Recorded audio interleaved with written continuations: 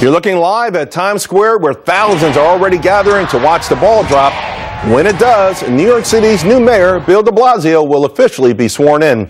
And if FBN's Charlie Gasparino is right, you may pay the price no matter what city you live in.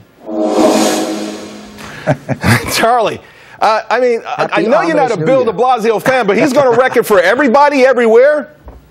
Well, I mean, here's the thing. We've had 20 years under Rudy Giuliani and Mike Bloomberg where New York City became the symbol of urban renewal.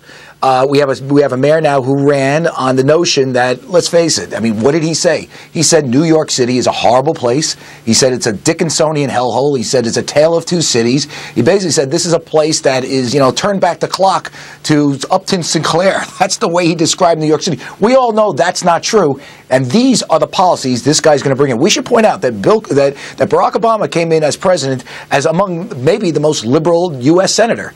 This guy is far to the left of Barack Obama based on his policies. And I will tell you this, if you're a New Yorker, you have to be scared, because the bottom line is this.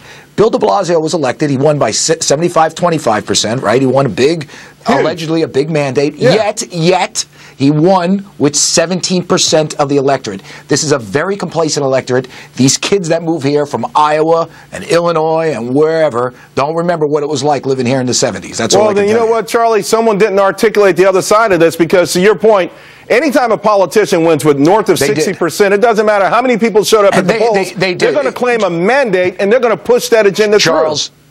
Charles, Joe Lhota, I know pretty well. He was the Republican candidate. He's a good man. He ran the MTA during Sandy. He ran New York City during 9/11. He was a terrible candidate, though.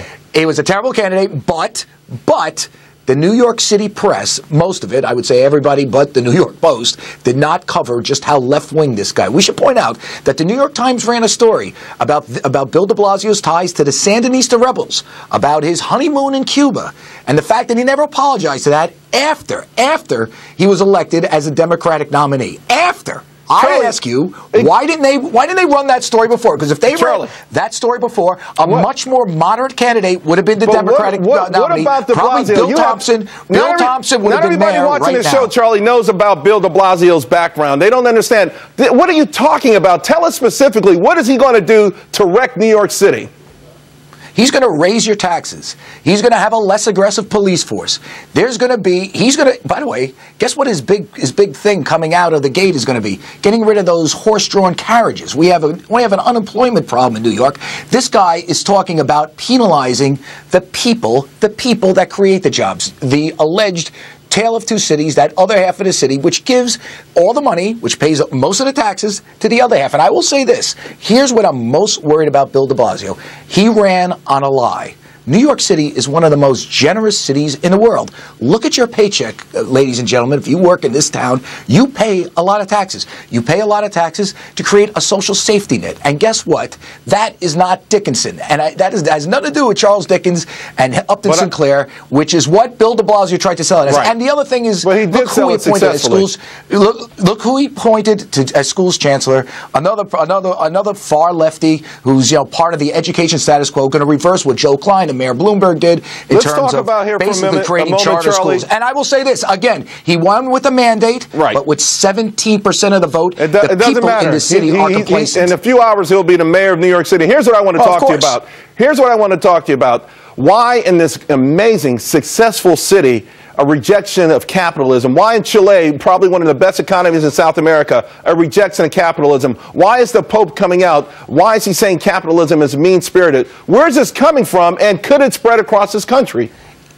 Yeah, I mean, yes, I do. And here's where it's coming from, I'll tell you, Charles, and here's what's happening. In the past, you would have an aggressive media.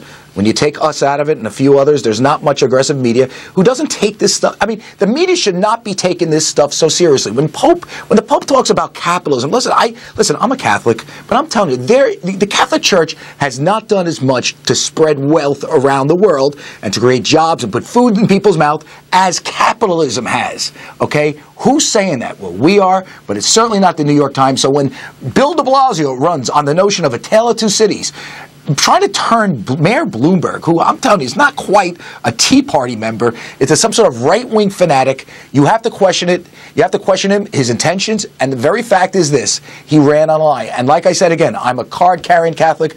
I believe in the good Lord, and I always say Merry Christmas. But no system in the world has put food in people's mouth more than capitalism. Surely not the Catholic Church. Capitalism has done it. Well, I got to tell you, Charlie, I don't disagree with any of the things that you just said, but I do think that somehow capitalism needs a new PR strategy, or maybe to your earlier point, well, just the truth. Just all you have to do is report it fairly. Okay. And that's the problem. The news, the media, the mainstream media will not report capitalism fairly. All right. Where are you, by the way, before I let you go?